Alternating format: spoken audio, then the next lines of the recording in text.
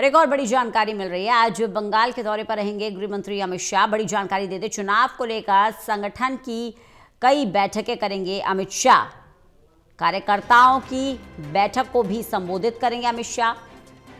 बागडोगरा में दूसरे कार्यकर्ता सम्मेलन में भाग लेंगे और विधानसभा चुनाव की तैयारियों को लेकर समीक्षा की जाएगी। तो आज बंगाल के दौरे पर केंद्रीय गृह मंत्री अमित शाह चुनाव को लेकर संगठन की कई बैठक करेंगे, कार्यकर्ताओं की बैठक को भी संबोधित करेंगे। बंगाल के दौरे पर रहेंगे गृह मंत्री अमित शाह।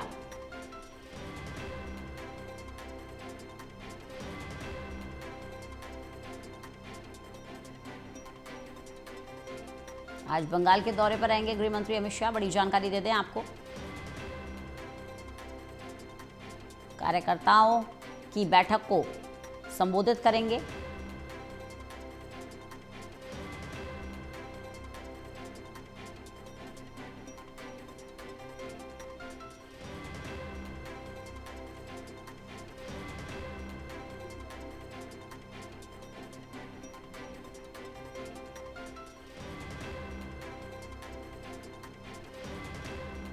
बड़ी जानकारी दे दें आपको, केंद्रीय गृह मंत्री अमित शाह आज पश्चिम बंगाल के दौरे पर। बंगाल बेहद चुनौतीपूर्ण राज्य बना हुआ है बीजेपी के लिए और इस बार पार्टी पूरी तैयारी कर रही है किसी तरह भारतीय जनता पार्टी को सत्ता में काबिज किया जाए। और तमाम बड़े चेहरे बीजेपी के सक्रिय हैं।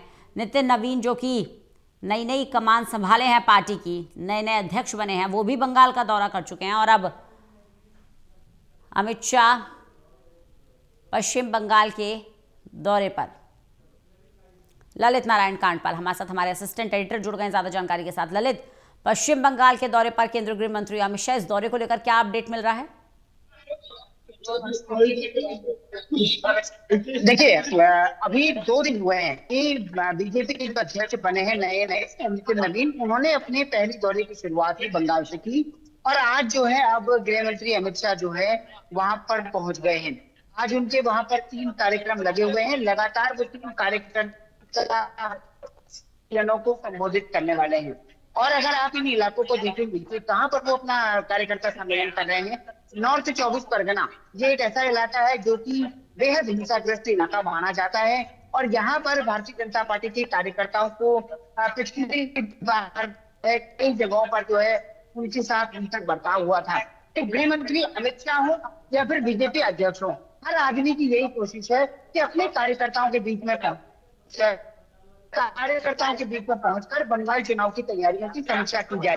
क्योंकि अगर इन इलाकों को छोड़ दिया गया तो ये वही इलाके हैं जहां से एक तरीके से ममता बनर्जी की पार्टी को एज मिलता है। तो कुल मिलाकर के अगर नॉर्थ 24 परगना की बात की जाए तो काफी सेंसिटिव ये इलाका है।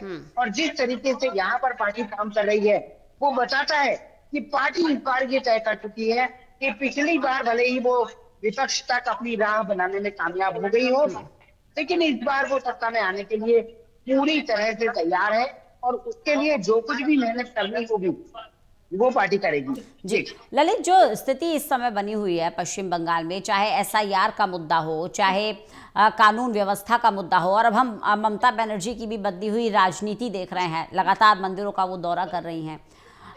इसके अलावा बांग्लादेश के अंदर जो हिंदुओं पर अत्याचार हो रहा है, अल्पसंख्यकों पर जो अत्याचार हो रहा है, उसका मुद्दा भी पश्चिम बंगाल में अच्छा खासा गरमा रहा है। इन तमाम मुद्दों को देखते हुए क्या लग रहा है, इस बार अपर हैंड कौन है, भारतीय जनता पार्टी या टीएमसी? देखिए, बतौर अगर अपर हैंड की बात की जाए तो इस तरीके